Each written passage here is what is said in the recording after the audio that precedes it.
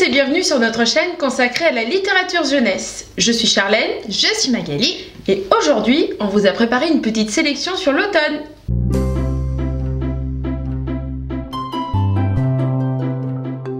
Alors à l'occasion du Pumpkin Challenge, on vous a fait une petite sélection d'albums sur le thème de l'automne.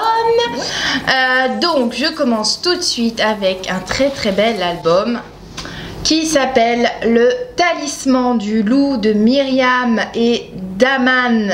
Oh là là, attendez, j'y arrive. Alors, je vais y arriver, de Myriam Daman et de Nicolas Dignard, illustré par Julia Sarda, aux éditions Gallimard Jeunesse. Merci pour mon souffleur. Donc regardez comme il est trop beau cet album. Et encore là, on lui rend pas justice parce qu'on l'a couvert, donc il brille. Mais en fait normalement il brille pas. Je sais pas si on a un petit reste de couverture interne. Non, même pas. Il est un peu granuleux, il est mat normalement, sauf voilà, le talisman du loup qui est écrit en doré. Donc déjà la couverture elle est juste canon. Super belle. Voilà, trop belle. Alors, le talisman du loup, déjà c'est un album à partir de 5 ans. Alors cet album nous conte l'histoire d'un loup qui vit dans une forêt sombre et oubliée. Mais ce loup a un secret, sinon ce n'est pas drôle. Au milieu de la forêt vivait une jeune femme, une jeune femme, dont la voix l'avait envoûtée. Et chaque jour, en cachette, il la suivait, il l'observait. Bon, ça fait un peu prédateur comme ça, mais oui, ça fait un bruit. C'est pas suivre dans le sens prédation, hein. Mais un matin, il s'aperçoit que la jeune femme a disparu. Alors commencera pour le loup une longue quête qui le mènera jusqu'à un talisman. Je ne vous en dis pas plus. Donc c'est un magnifique album, comme je vous ai dit tout à l'heure. Magnifique couverture, magnifique album aussi. Je vous montre un petit peu. Attendez, encore une fois, j'ai bien mis les post-it, c'est bien pratique. Voilà, on va voir les couleurs automnales là. Regardez comme c'est beau. Je sais pas si on voit bien, mais bon, voilà. Donc le graphisme rappelle clairement les contes slaves. Voilà. On y retrouve beaucoup de symboles du conte traditionnel. Le loup, la forêt profonde, la jeune fille, l'enchantement, voilà. C'est une histoire qui est douce et poétique. Ici, pas de loup sanguinaire, bien au contraire, puisque c'est un livre qui nous parle d'amitié. La mise en page est assez originale aussi, puisqu'il y a parfois du texte en italique, du texte en gras, oh, je vais y arriver, des mots plus plus gros que d'autres. Attendez, voilà. Je sais pas si vous voyez, non, je vous voyais rien parce que mon autofocus il est pourri. Voilà. Tu vois que t'es en colère. Ah, grave. J'arrive pas. Alors si quelqu'un sait faire marcher sur un Canon EOS 60D l'autofocus sur vidéo, qu'il me le dise en commentaire parce que ça m'agace, je n'y arrive pas. Bref, partez, faites. Donc le talisman du loup, le texte est très littéraire avec un vocabulaire recherché, soigné.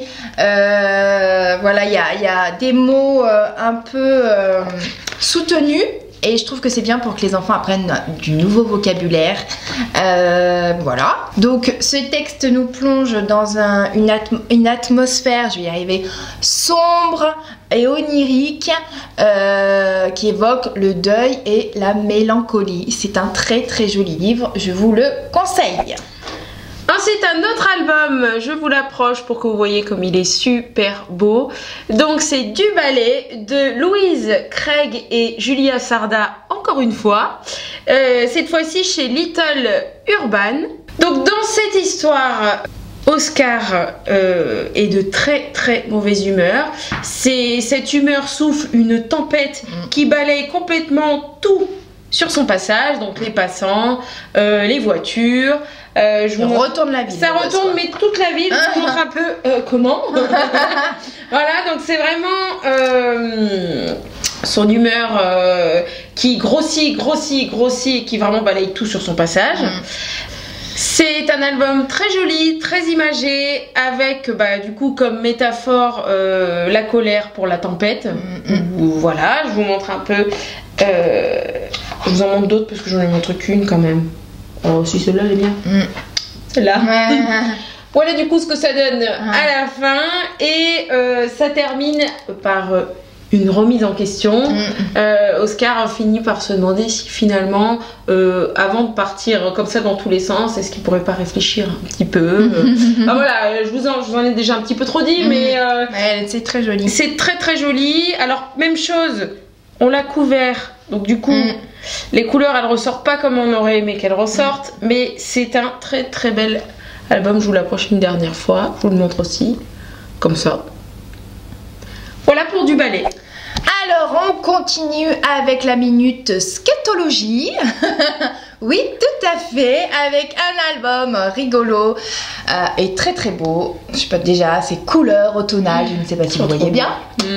Là aussi, encore une fois, le pauvre, on ne lui rend pas justice puisqu'il a été couvert et que, je sais pas si on voit bien, mais ça, c'est mordoré, c'est trop trop joli. Bref. Donc c'est La plus belle crotte du monde de Marie Pavlenko et Camille Garroche aux éditions Little Urban, encore une fois. La plus belle crotte du monde. Donc dans la clairière du bois des fées se réunit une curieuse assemblée. Qui de la belette, du renard, du blaireau ou du putois fait la plus belle crotte du monde? Les animaux veulent tous participer, mais ce faisant, ils oublient de rester sur leur garde. Or, la forêt est un endroit bien dangereux quand les hommes s'en approchent. Donc tout se passe dans un cadre très bucolique. Regardez-moi ces belles couleurs aussi. L'illustration, elle est super jolie. Attention chacha. Je me suis reculée quand même. Donc chacun se donne à cœur d'apporter la preuve que sa crotte est la plus belle du monde, jusqu'à ce qu'il soit interrompu. Je ne vous dis pas par qui, je ne vous dis pas par quoi. Donc c'est un grand moment de divertissement, forcément, les enfants. Vous imaginez bien que tout un concours de crottes, ça voilà, leur plaît. Ça, mais c'est un moment magique. Elle les fait mourir de rire. Et ce livre, évidemment, on ne parle pas que de caca. Il a une fin inattendue, je ne sais pas. Je ne sais pas si on peut vraiment dire inattendue, mais une fin en tout cas qui nous offre une petite leçon. Bien évidemment, on parle de protection animale. Donc voilà, je vous laisse découvrir la fin. La plus belle crotte du monde. Ensuite, un autre album au bois dormant, donc de Karen Jameson et de Marc Boutavant, chez l'école des loisirs, Kaléidoscope.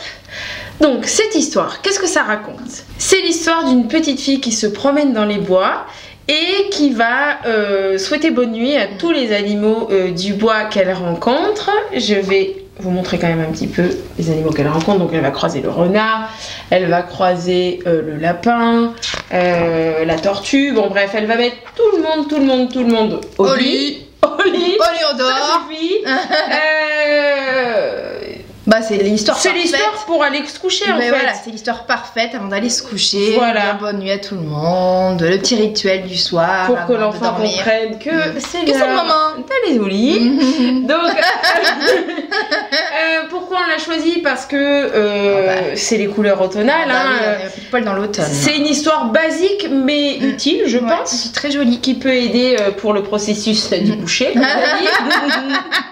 Donc le récit est écrit sous forme de poème, le texte est assez poétique avec des petites rimes à chaque fois. Lisons un petit... J'en lis peut-être une page pour qu'on se rende compte de la mélodie du texte en fait. Donc là pour l'élan, je vous le montre comme ça et ensuite je vous le lis. Voilà, elle dit: l'ombre descend, immense élan, assez nager, sors de l'étang, couche-toi sur ton lit de feuilles, demain viendra en un clin d'œil. C'est joli. C'est tout mignon. Oui, c'est vraiment, ça fait une petite mélodie. Ça fait une petite mélodie. Au dodo. Tout à fait. Donc les enfants ont l'occasion de faire connaissance avec les animaux nocturnes et leurs habitudes. Et ensuite, ils peuvent s'endormir une fois que c'est fini. On espère. Pour vous. Pour vous. Voilà. Donc, au bois dormant. Alors, je continue avec 2 pour moi, 1 pour toi de Georg. Je sais pas comment si on dit comme ça. Mule. Aux éditions L'École des Loisirs. Alors, nous on adore cet album. On le kiffe. On le raconte très souvent aux enfants. Comment expliquer? Alors, bougez pas. Déjà, je vous montre les illustrations. Oui. Ah, et puis j'ai pas dit, à partir de 3 ans. Hein, et puis, j'ai pas dit non plus que la plus belle crotte du monde, c'était 4 ans. Hein. On rembobine. Donc, à partir de 3 ans, celui-ci. Regardez-moi comme ils sont trop mignons, ces deux-là. Ils sont trop rigolos. Ils sont trop beaux. Ils sont trop mignons, j'adore. Qu'est-ce que ça raconte? Eh bien, en rentrant à la maison, l'ours accueillit 3 champignons. Et voilà un délicieux repas qui se prépare. La belette s'affaire en cuisine, elle prépare tout. Elle met la table, elle fait le service. Et au moment de déguster les 3 champignons, de servir les 3 champignons. Voilà. Oui, au moment du partage, eh bien c'est la guerre, puisqu'il y a 3 champignons. Donc l'ours estime que lui, il les accueillit, il mérite d'en avoir 2 et 1 pour la belette. La belette estime que, évidemment, elle les a cuisinés, donc c'est elle qui mérite d'avoir les 2 et l'ours qu'un seul. Et voilà, et c'était pas, et c'est parti. C'est la colère, c'est la parti pour l'engueulade. Donc clairement, à la lecture de cet album, on reconnaît tout de suite les disputes enfantines. Qui sont un subtil mélange entre des arguments irréfutables et une mauvaise foi caractérisée. Hein. C'est clair. Donc c'est très drôle et jubilatoire. Forcément, les enfants se reconnaissent. Ils adorent. Les adultes aussi. Non, c'est vrai, c'est vrai. Et je vous dis pas la fin, mais non, je vous dis pas la fin. Non, il n'y a pas besoin. Non, mais bon, voilà. Ils se disputent, regardez là, on en voit bien. À coup de fourchette. 2 pour moi, 1 pour toi. Donc voilà, il est super génial. Et pour l'automne, c'est parfait. Des petits champignons. Voilà, on vous le conseille celui-là. Il est très très très drôle. Et on termine donc avec le dernier, Papy, ça souffle de Sam Usher, chez Little Urban. Je vous le montre. Encore une fois. Encore une fois, chez Little Urban. Donc aujourd'hui ça souffle fort, très très très fort, donc c'est l'automne en même temps. Selon donc Papy, que je vais vous montrer juste après, c'est le jour idéal pour partir à l'aventure et jouer au cerf-volant. Donc le petit-fils et le papy se mettent à la recherche du fameux cerf-volant. Bon, ils vont pas le trouver tout de suite, hein, ils vont fouiller un peu dans toute la maison. Je vous montre un peu les illustrations. Il est beau celui-là. Il est très très beau, avec toujours de très belles couleurs. Là, je vous montre aussi comme ça. Donc, ils partent à la recherche du cerf-volant qu'ils finissent par trouver. Je ne vous raconte pas la suite. Ce livre, c'est le 4e tome de la série parce que James Usher a écrit donc un album par saison. Donc on a Papy ça souffle, Papy il neige, Papy il pleut et Papy il fait beau. C'est un livre qui nous parle de la notion de partage entre un papy et son petit-fils. Ils s'aiment et passent beaucoup de temps ensemble. En plus, les illustrations sur le thème de l'automne, elles sont juste magnifiques. Et puis on voit pas bien là, pareil, encore une fois. Même chose. Mais il est un peu en relief, on sent sous les doigts les feuilles mortes. Il est super beau. Donc voilà, si vous cherchez aussi une histoire sur le thème de l'automne, elle est simple, hein, enfin c'est pas des histoires compliquées, mais elles sont simples et efficaces, je trouve. Tout à Donc pour celle-là, Papy, ça souffle. Et voilà, notre sélection sur le thème de l'automne est maintenant terminée. N'hésitez pas à nous dire si elle vous a plu, si toutefois vous pensez vous à d'autres titres. Hein, on est preneuse de titres sur l'automne. Sur l'automne. On est prêts. En attendant, comme dit Magali, n'hésitez pas à liker la vidéo, à commenter aussi, ça nous fait plaisir d'échanger avec vous, et à partager et à vous abonner quand même. Tout à fait. Alors aujourd'hui, à l'occasion du Pumpkin Challenge. Pumpkin Challenge. Ouais. Automne Pumpkin Challenge. Pumpkin. Oh merde. Ouais, bah tu sais quoi? C'est le Pumpkin Challenge. La citrouille de l'automne, là. Ça ira très bien. Alors, à l'occasion du... Je t'ai fait peur. Je t'ai vu sursauter. Oh, et puis moi, avec mes fossiles, là j'ai l'impression d'être... Bon, le pan, tu te concentres. Let me be a drag queen extravaganza. Let me be a drag queen. Myriam Daman et Nick. Oh, quand même, Nicolas, t'arrives à le dire, non? C'est une blague. C'est une plaisanterie, ça. Mais non, mais c'est parce qu'en fait j'avais fait Myriam, Nicolas, Daman, Digard et Nobla. Mais je me suis dit, mais non, c'est Marie.